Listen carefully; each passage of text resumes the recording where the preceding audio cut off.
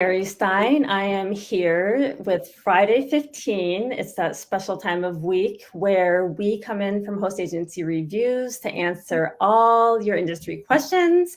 And what's awesome about today is that I am joined with Katie Williams. She is the COO and co-founder of Turn.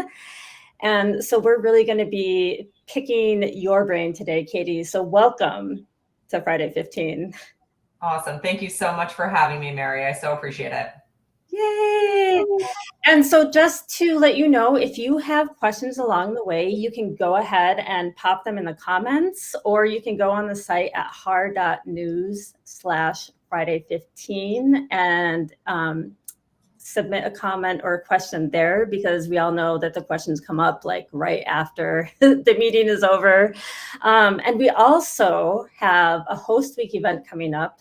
So it's free. Last year we had like over 2,000 advisors register. We're going to have over about 20 edgy spots. We have travel agency discounts and just like tons of fun stuff. And Katie, I bet you'll be popping into a little bit. I hope. Absolutely. Anyway. We'll be there. Yep.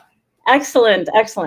So I'm not going to waste any more time. I will jump into the questions. And the first thing that I wanted to ask you, Katie, since Turn knows everything about all things itinerary builders, is at what point in an advisor's career does it make sense to invest in an itinerary builder program? This is like somehow a real tongue twister for me for some reason.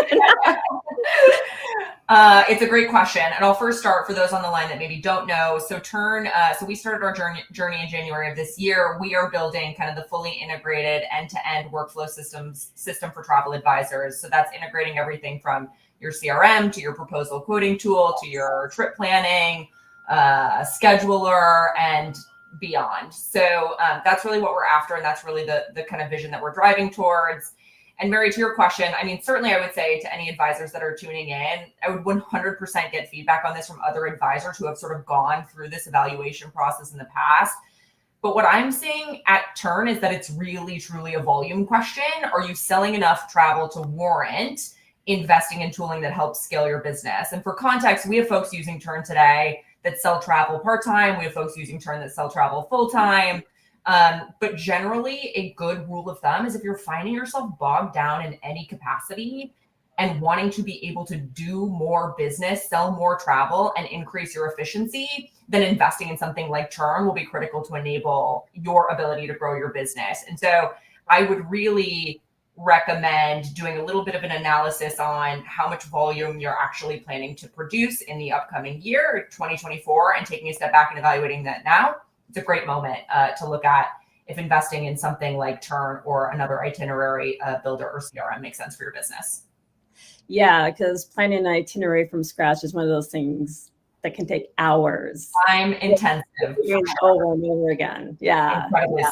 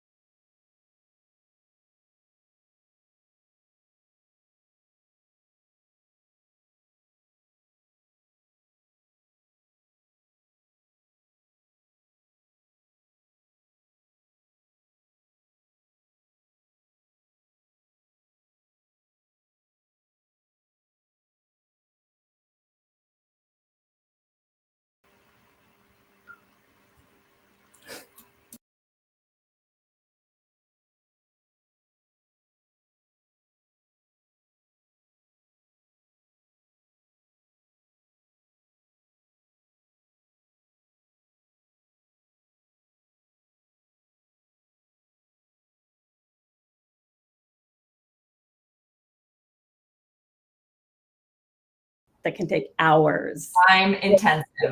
Over and over again. Yeah. Incredibly so. Yep, absolutely. Yeah, awesome.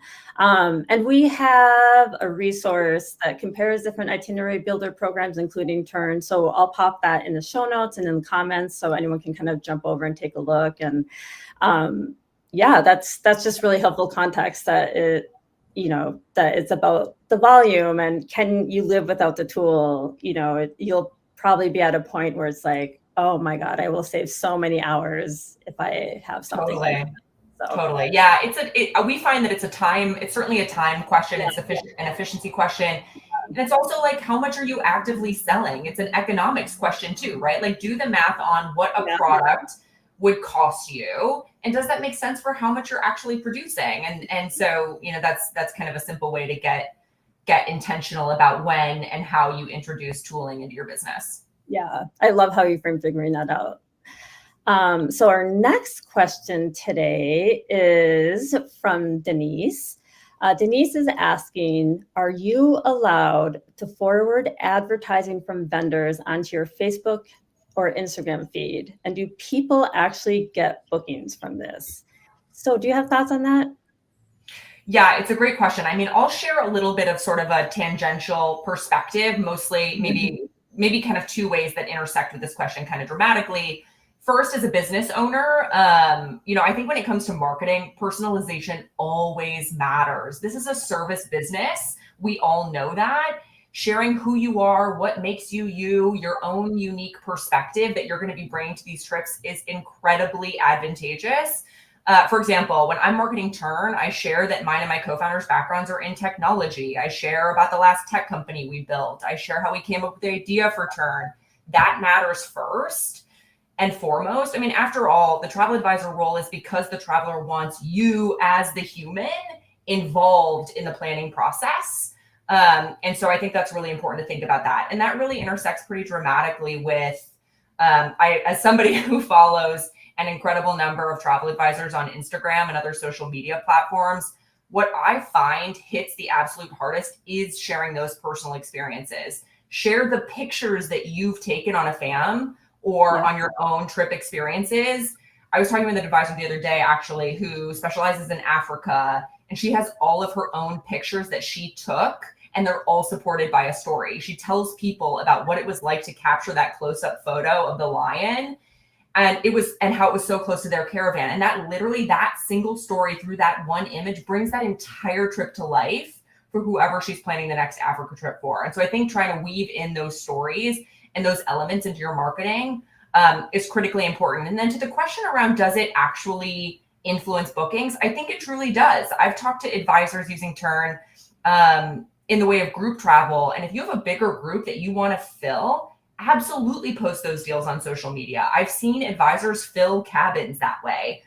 So it really is quite impactful, and definitely recommend, if you don't have kind of a social centric approach, consider weaving that into your business in 2024. I definitely think it makes a difference. Yeah, I appreciate what you're saying about the impact of personalization when you're posting about your own travel and fans on social media. It makes a big difference. And also, just to kind of add to what you're saying, Denise, you are able to use supplier marketing that they provide for you if you want to do a promotion of different, vendor specials or something like that. And there are tools out there that if you want to kind of do a combination of your own personal posting and then some more like automatic posting from suppliers, you can use a tool like BranchUp is linked to different suppliers that and they create social postings for you that you can go in and kind of modify and send out there and choose which ones you want. And that might be a good mix to include with the more personal ones.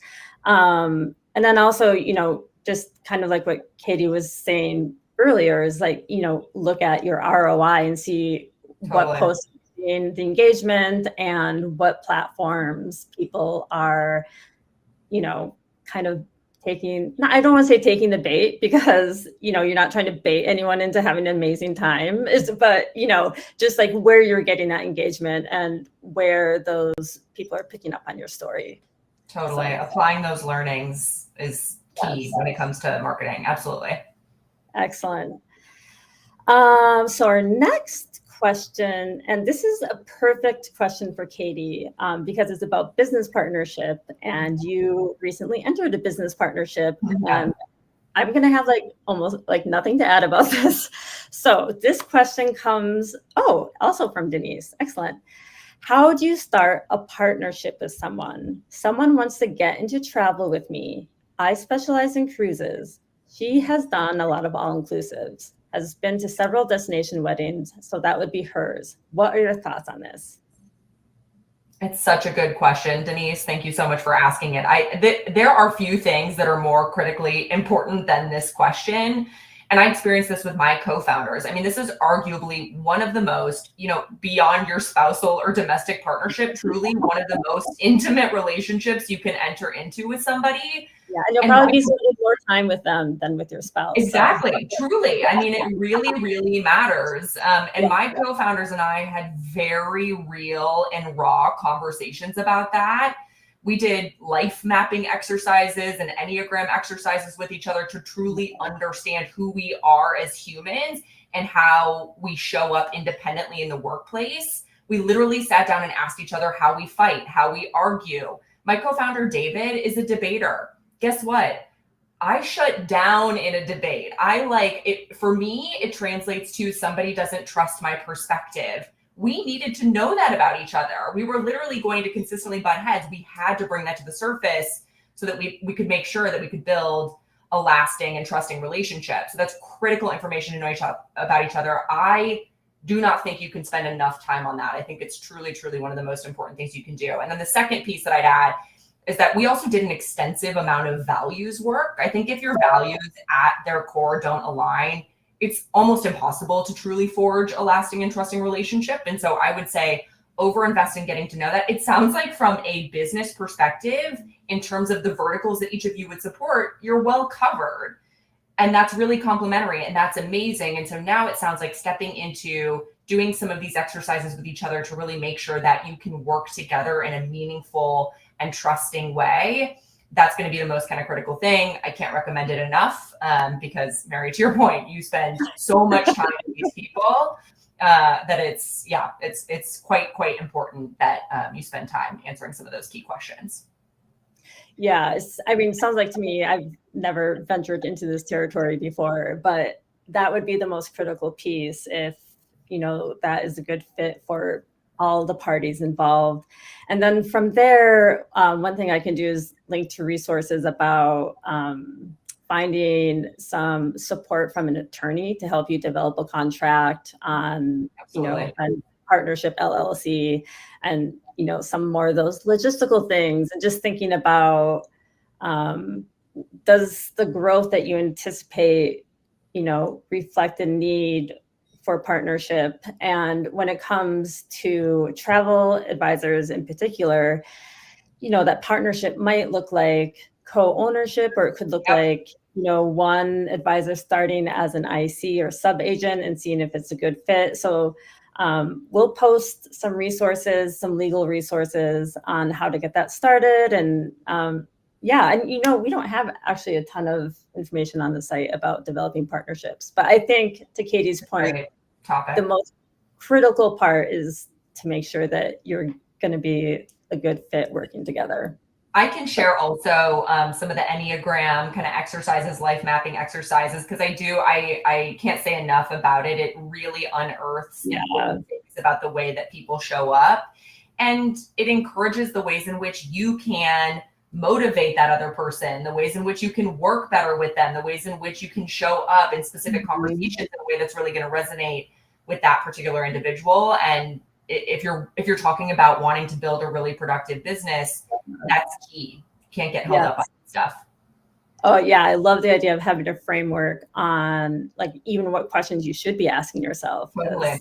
You don't want to be asking those 2 years in. Right. Exactly.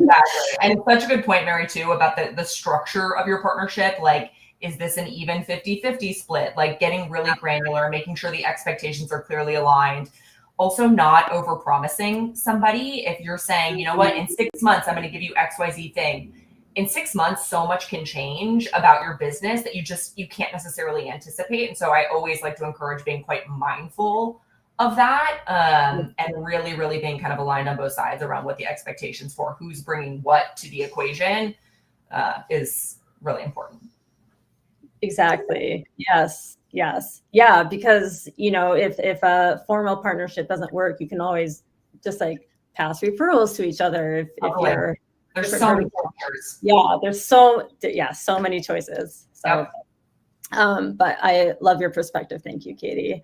Sure. So our last question, and this is kind of like a beefy question about fees, is from Michael. And Michael asked, I have made my first iteration of a fee schedule for my company after learning the hard way that a fee schedule is important for my business. I would love the opinions of others that have fees for their services. Please let me know your thoughts. And then Michael gives kind of an outline of their fee structure. So Michael has complimentary consultation, and for quotes, they charge a consulting fee, and the travel consulting fee for 3 proposals included is $50, domestic air charging $25, international air $50, and personalized concierge service for itinerary planning FITs and non-commissionables is $50, and cancellation fee $50,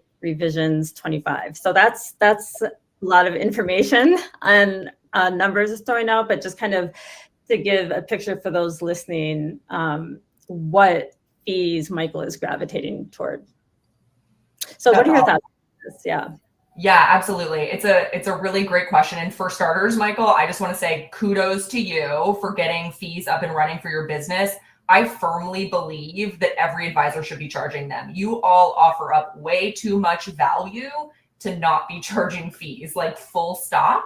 I'll say, just candidly on some kind of anecdotal feedback on what we see in Turn, most of the advisors using Turn do charge fees, and that runs the gamut from charging a simple planning fee, a single planning fee, all the way to sounds like similar to what Michael stood up, which is sort of a menu of different fees. Maybe you don't generally book air, and if you book air, there's a fee associated with that, or maybe you have a cancellation fee, right? It could sort of be sort of that menu of different fees. And I think that it's really important in establishing what this menu looks like, going back to the economics of how we were talking about, thinking about when you introduce a tool into your business, running a quick analysis of what takes you the most time. So if that time is lost, you still get paid is really important to starting to figure out what your fee structure is.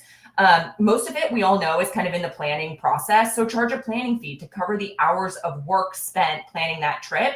So you're not out entirely if they don't end up traveling. And that's so important, and frankly should be standard across the industry. And again, like if you're feeling weird about that, you shouldn't. The amount of value you're applying to these trips is, we should be charging more, I think, across the board. And I think that's totally valid and totally fair given the work that's being sort of offered up. But I would say generally run an analysis across time spent and apply it accordingly. I'll say that for Turn, maybe one kind of additional resource here. We are soon introducing invoicing for fees, which will allow you to take control over your fee structure. So if that is compelling to anybody and folks want to kind of do a little bit of a research conversation with us, or is interested to hear about how we're thinking about invoicing for fee structures like Michael's, certainly don't hesitate to reach out. We, of course, would love to chat about that. Oh, that's excellent. A tool to have in that program. So yeah, and I guess, I'm also at Host Agency Reviews. We're pretty pro fees. We're extremely pro fees to the point of being biased, totally biased for fees. We share that. And so I just wanted to go a little bit into some of the numbers, Michael, that you're mentioning. First of all, I would say that for the complimentary consultation, I would recommend charging a fee for the consultation. If you're feeling hesitant about that, you could always apply the fee to the booking if they make the booking. But the consultations can take a long time, be really time intensive for you, and it can help if you apply even a nominal fee for that initial call to just kind of filter out higher kickers that are maybe just shopping around. And then I will say that for the fees that you listed specifically, I will link to our hosted report that has a table of fees for all of these services. And I will say that the fees that you listed were a little bit on the low side. So if you feel like you want like a little bit of confidence boost, you can go into that report and kind of see what some more of the standard fee practices are. But those fees are a little on the low side of the range. And my impression is, and so totally off the cuff, that people, if they're going to be repelled by a fee, it's not the dollar number, it's just the fact that there's a fee. And those aren't the clients that you want to work with. So, my sense is that if you beef up those numbers a little bit, it will be okay. So totally agree, Mary. And Michael, we want to hear from you. If you did decide to up your fees, one, kudos on getting them up and running to begin with. But yes, would love to hear kind of where you net out on this. Yeah, I love Michael seeing how you thought that through from the get-go. So, and we'll post some resources about fees. If you feel like you want some support in how to communicate the value of travel advisor versus booking online, we also have a resource for that. So I'll go ahead and post that in the comments. And that is all our questions for today. We kind of like go through them. Yeah. So Katie, if folks want to reach you, what is the best way to track you down? Amazing. Thanks so much. And thanks to everybody for tuning in. So my email is super simple. It's just Katie, Katie @turn, TERN.travel. I'll also, of course, make sure we link it out in the show notes. But yes, would love to hear from any and everyone. If any of this stood out to you, or if you disagree with any of this perspective, I would love to do that too. Anything is fair game. Otherwise, more than happy to talk more about Turn, do one-on-one demos, whatever is of interest for you.